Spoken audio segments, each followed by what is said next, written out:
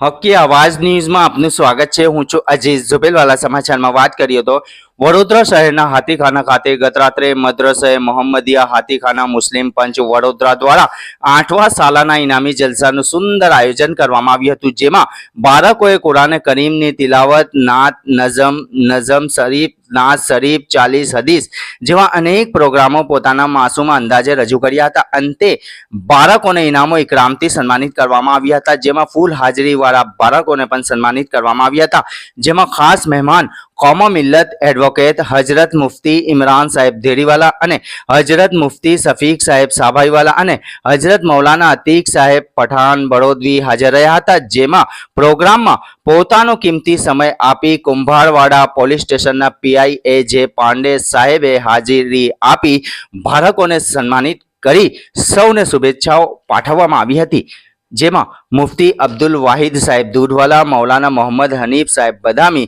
કારી અનસ શેઠવાલા, કારી ઉજેફા ફલાઈ, કારી શાકિર અને જૂની ગઢી સ્ટ્રીટ આવેલ યા મસ્તાન બાબા દરગાહના ગાદી નસીન હાજી દસ્તગીર ઉર્ફે ભોલુ બાપુ, મોહમ્મદ હાફિઝ મોહમ્મદ સઈદ સાહેબ સાબાઈવાલા સહિત મોટી સંખ્યામાં લોકો હાજર રહ્યા હતા।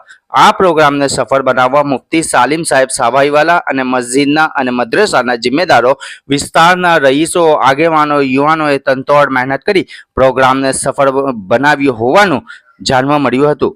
રિપોર્ટ રૂઝે બરબ।